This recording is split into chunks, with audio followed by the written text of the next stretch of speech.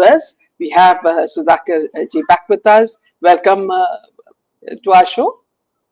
Thank you, Bina. Thank you so much, and good evening to you. It's always a pleasure to connect, and I'm sincere apologies from my side. For some reasons beyond my control, it got delayed. That's fine. I'm very thankful to That's, you for having, waited for the yeah. recording. Thank you so much. So, moving on to the latest piece of news, Major General, we're talking about Imran Khan. Now, the former Pakistani Prime Minister, who's currently lodged in a jail in Rawalpindi, has become a top trend on social media over unverified claims of his death. The rumors began after one particular handle called Afghan Times claimed to have information from sources that the former Prime Minister has been murdered in Rawalpindi's Adiala jail.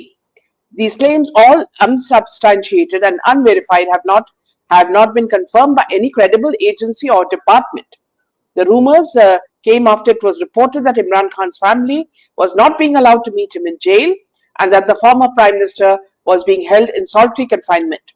It was also reported that his sisters, sitting in protest outside the jail, were manhandled as they demanded a meeting with him. Now, this is on top of this, his sons are also demanding to know where their father is. So, your comments on this, Major General? Thank you, Meena. Very relevant, and I would say hot topic, not only in social media, the mainstream media as well. All I would say is that the alarm bells are ringing. There are indications to the effect, although at the cost of speculation, that he may be no more. Many meaningful and substantive authorities and people have said that do not add on to the speculation. Well, how can you not add on to the speculation? It is more than 25 days. Neither his whereabouts are known, but there are also suspicious reports which are being shared in the different media platforms that he has been moved out from Adiala jail. And also there are pictures which are showing him as with eyes swollen and with the bruises on the face, and also coma, in a state of coma. So these kind of pictures, whether true or false, why is it that the government dispensation of Pakistan not allowing any entry? The judiciary has given access to Imran Khan, if I respect my memory, twice in a week, 2 days. So why aren't the kith and kins, the relations, the sisters, their hairs are being dragged by the paramilitary forces? Why is it happening that way? So therefore, all I would say in summary is that where there is no smoke, there is no fire, there is no smoke, and vice versa. So maybe that he has been slow poisoned. Couple of days back, maybe in your podcast, in one of the podcasts, it should become a cause of worry. The world is going silent on the issue. We should make noise and try and find out as to what has happened. What needs to be actually studied or analyzed in conjunction is that almost concurrently with this 25 days of any lack of any information about Imran Khan, about his health status, there are certain things which have happened. One is the constitutional amendment 27, Article 243, that has given a kind of a unprecedented power to any army chief in the world. No army chief in the world can ever enjoy such kind of status and power. He has not only become the field marshal but also the chief of defense staff. He will be responsible for the army, and he will have navy and air force, and no independent vertical or the service heads will ever be comfortable, ever. You take example of any armed forces in the world, to come directly under a army chief like this, and mind you, he is junior to the chief of the air staff of Pakistan Air Force. When you say juniority, what it means, the seniority of any commissioned officer of any armed force in the world, they follow a system of date of commission. So date of commission of Munir is after the date of commission of the chief of the Pakistan Air Force. So if you put a senior under a junior, that also causes a resentment. There is also a resentment because you have sealed the promotional avenues. Unless there is a predictable pattern of retirement, your military secretary or the HR planning goes for a 6. There will be stagnation. When the stagnation takes place, there are invisible dissatisfaction taking place, and that may burst out anyway. Next point that comes to my mind is that also what he has done is he is actually carried out the amendment of the constitution and the article in such a way that not only it gives him the unique and kind of unprecedented power over all the three services and as chief of defense staff and field marshal. Field marshal means it is this rank doesn't retire. He's got himself insulated from any kind of criminal prosecution.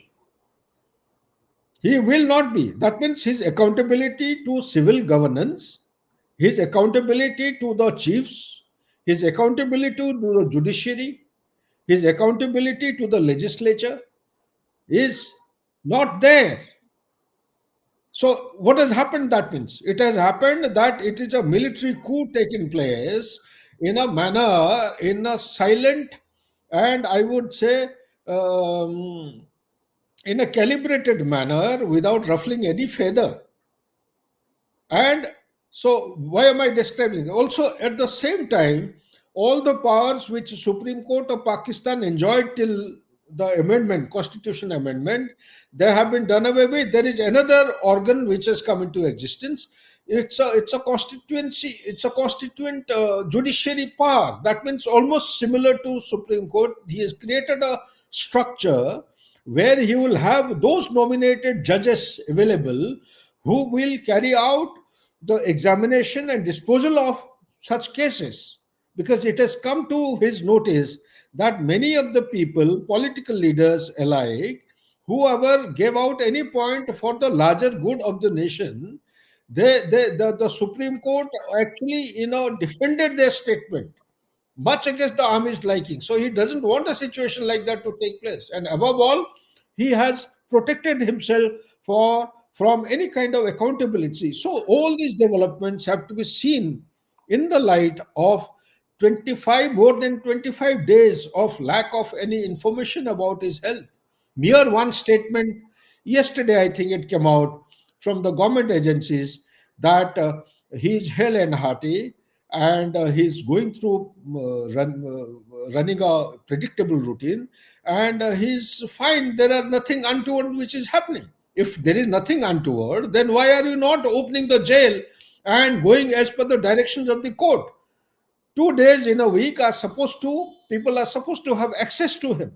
Media doesn't know anything, relations are not being allowed, and army authorities are not also being allowed to speak or go there and meet him. One of the media persons also came on the news today or yesterday. He said 3 weeks back he got a chance to meet him personally. Thereafter, he's not been allowed. Why is it so? Medical authorities in such cases should be demanded that they should come. If nothing, at least put a camera and show it to the environment. So You why have are they so scared of him? they're scared of him because the Pakistan may undergo a kind of a revolution today. Today, people are on the street. That is what I am saying. That if at all they want a grassroots therapy, that is disease and a symptom, if they want to remedy Pakistan towards a progressive and developmental kind of a roadmap, they have to allow the people's mandate to come up onto the light. The people's mandate is the Imran Khan. And I suspect, being a military man, I suspect these kind of practices are indicative of one fact: Imran Khan is no more. He's passed away. I hope I am not true. I hope and pray for his life. Not that he's going to be any good to India, that much I know for sure, but I think these people have knocked him off and he's not alive. And because why am I giving this is, again, as a military man, there are a couple of options which come to the mind of my service and experience. One option is he's alive. Well, if he's alive, why are they not giving access? This is the question. Second option is he's alive, not too well. Well, even then the question comes up, why is the access authorized by a judiciary system or the court, high court, or whichever court, is not being complied with? And the last one is he's no more. So this suspicion that Afghan time that you are referring to, there is something, some smoke somewhere, and that is why the report is coming out. I think to my mind, and I hope and pray that whatever I'm saying is mere speculation. But in the worst case scenario, as a soldier, I feel that the nation has to be prepared for the worst case scenario. They are scared that people, whether it is PTI, the Pakistan Tehrik Insaf, or any other political dispensation, they are also scared that 9th April 2023, after the Corps Commander, Lahore Corps Commander's house was not vandalized but burned. That was the ultimate symbol or signature of Pakistan population having lost faith in the demigod. Army is to be treated as a demigod. So army has lost its shine and the trust and the credibility, and therefore to regain that kind of an image and credibility, the army chief is taking some kind of a drastic and unprecedented measure, which to my mind, sooner or later, it will burst out. It will become beyond control. That will be unmanageable for Pakistan. And it's about time for the not only the field marshal, but also the civil government and people of Pakistan to keep calm and demand in a democratic manner the rightful objectives that they are entitled to and also they aspire for. Absolutely. Moving on to another piece of news, as we know, a lot of activity has been happening in Al Falah University. Now, the villagers around Al Falah University, who are simple people, farmers and laborers and shopkeepers, they never suspected anything. Their days began with the sound of tractors and the aroma of tea simmering on coal stoves. Life there is uneventful, predictable, almost comforting, and that is when this discovery hit them so hard. One morning, a group of young boys roaming near the fields noticed something unusual, an opening in the ground, half covered, freshly cemented. Curiosity led to whispers, whispers to fear, and fear to calls made to the authorities. What emerged from the soil was not merely concrete, it was a revelation of something being built beneath their feet, silently in secrecy. It wasn't a basement, it wasn't a storeroom.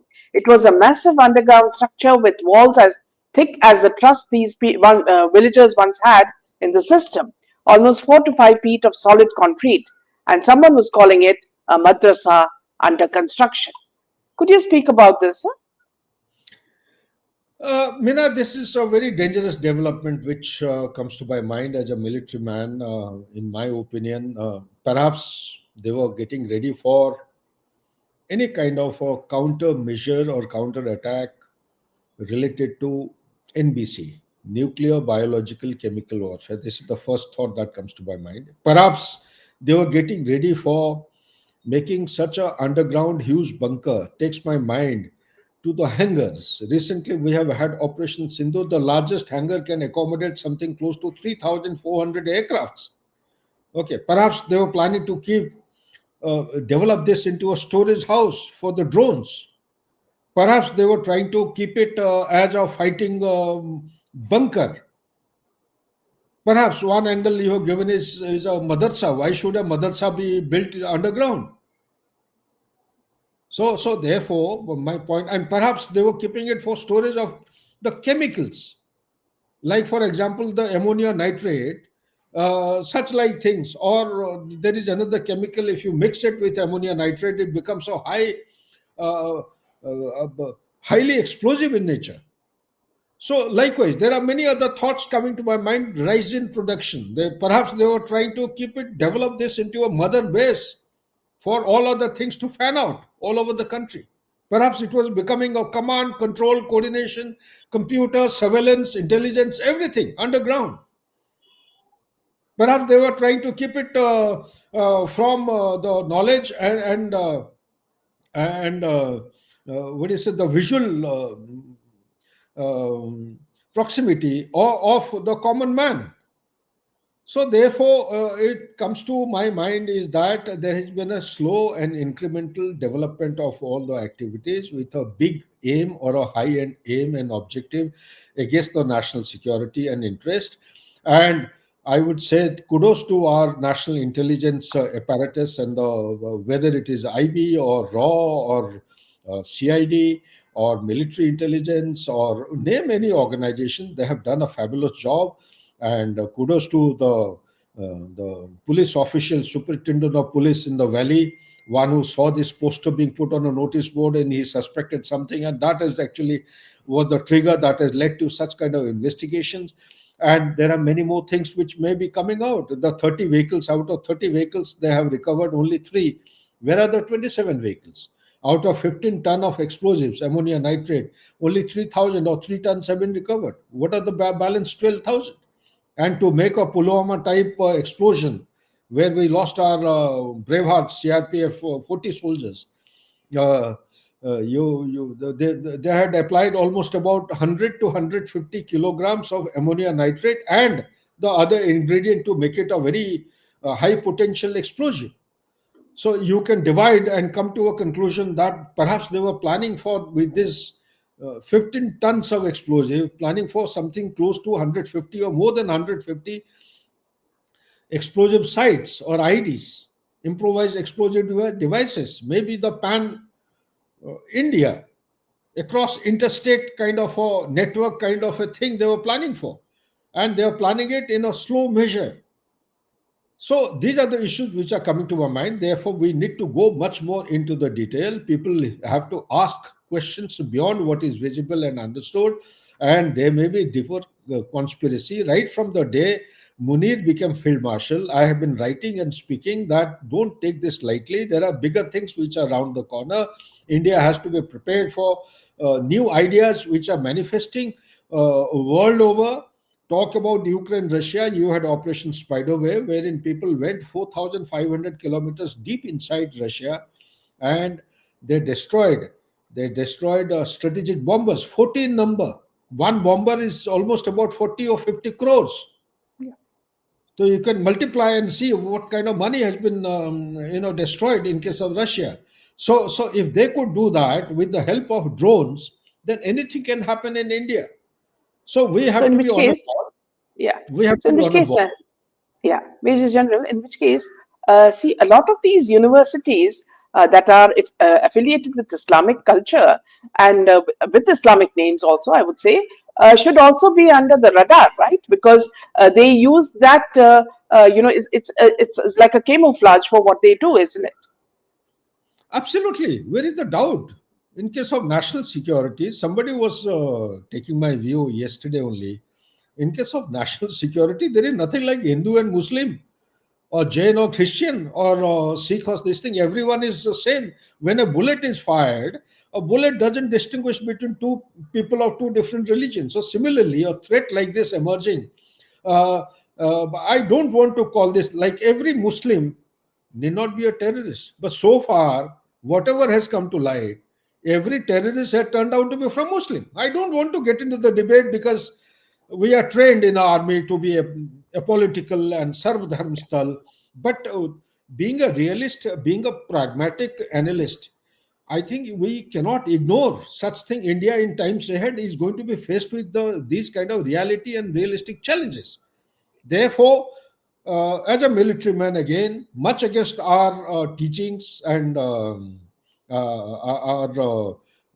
allegiance to the commitment that to the constitution and the obligations that we abide by, I'm compelled to speak and call out certain issues which may be huge danger, which may pose huge danger to the existence of the nation, survivability of India as a country. We need to be on guard. We have to operate in conjunction with all our security, particularly the end people. We need to support them. We need to come forward, think ahead as to how threats can manifest in multiple forms. You're talking, yesterday, somebody took me to a channel and started asking me questions about the brain weapon. The brain weapon. There is a weapon which is coming up which will incapacitate the minds of the brains of Indians. You'll behave differently. Your behavioral metrics will be different. You will be incapacitated. You cannot take decision maker. Your mother's or the lady of the house will become hallucinated and confused, because our family norms and system is based on the lady. A home is built by the lady. That has to be understood. So basically, they will be targeting such people. They will be Yeah, targeting very influential people of the four pillars, which I've shared in your channel. Democratic pillars. You have legislature, you have judiciary, you have executive, and you have media. Apart from all this, you will also have many other things which are not manifested till now. yeah. So we all have to operate together, in a very cooperative manner, in a collaborative manner, for the larger good of national security and safety. Absolutely. Moving on to the next piece of news. Ousted Bangladeshi Prime Minister Sheikh Hasina's party, Bangladesh Awami League, has demanded the resignation of Chief Advisor Mohammad Yunus while rejecting the verdict by the International Crimes Tribunal against their leader. Now, the Awami League has called for massive protests and demonstrations against the current government, headed by Yunus across all districts until November 30, signaling that the neighboring country will be on the boil again, calling Yunus a usurper and a killer fascist. The Bangladeshi Awami League announced a nationwide protest and outrightly rejected the ICT. Here, sir, somehow we feel that this may not be successful because Bangladesh at the moment has support from various countries, isn't it, abroad? Yeah, absolutely. There is a deep state of USA involved in this. Also, at the same time, we keep hearing that Tulsi Gabbard has given a statement which is favorable to erstwhile Bangladesh, or Bangladesh getting back to its pre 5th August 2024 status. Also, along with her, there is a assistant secretary of state. His name is Mr. Rahul. He's an Indian and Delhi based, and he's migrated. He's a US citizen now. He has also given a lot of statements in favor of inclusive conduct of the elections in February. But all these are unlikely to see the light of the day. We have to be prepared for the worst eventuality. If something good, better than what we expect, is happening, well, it should be a welcome development. We unfortunately are neither prepared for the worst eventuality, nor are we actually doing anything for the best possible turn of events. This is what I feel. At the ground level, I'm given to understand that our Ministry of External Affairs, our military diplomacy, they are engaging. The military intelligence is also has got pulse of the ground. But then, what it is for? What is it that we are working for? Are we trying to stop this Yunus nuisance there? Is something happening? Has India been able to identify the red lines or not?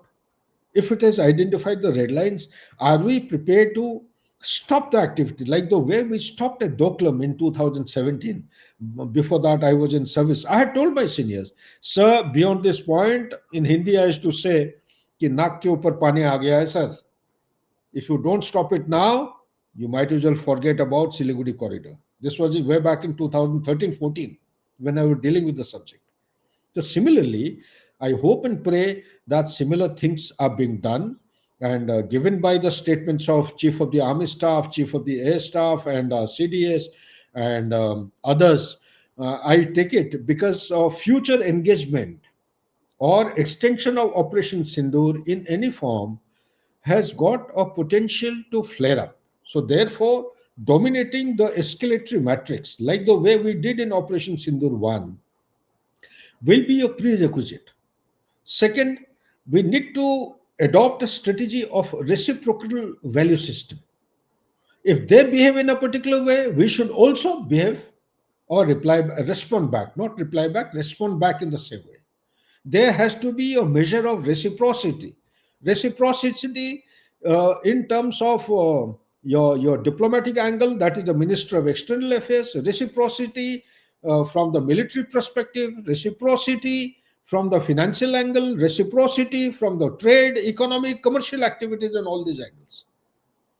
If they behave in a particular way, we simply cannot afford to wait and watch. It is too much in proximity. You can't even call it as your backyard. It is part and parcel of India. So often I go to the extent of saying, time has come, perhaps we may have to take recourse to what Putin has done for Crimea, for Ukraine. Because if your security, if something happens in Sri Lanka similar to this, well, will India keep quiet? I mean, we have to have our countermeasures in place, at least visualize, prepare the contingencies, and cater for the resources, have a response matrix ready so that we can prevent second Pahalgam in a different form, maybe. So, if that is happening, I am happy. If it is not happening, then we need to get ready. So the last piece of news, sir, the detention of Pima Tongdong, an Indian citizen living in the UK at Shanghai airport, has fueled a diplomatic row between Delhi and Beijing. Now, she said she was detained by the immigration officials while traveling from London to Japan via Shanghai last Friday because her passport lists her birthplace as the northeastern state of Arunachal Pradesh. But they say that is not India. So, can you just speak about this, sir? Firstly, let me clarify Arunachal Pradesh is an inseparable, it is an it is an integral part of India. Let there be no doubt about it. I have commanded troops in Tawang sector. I have been to Northeast and Arunachal Pradesh. I have been there in that sector for more than 7 to 9 years rather. Okay.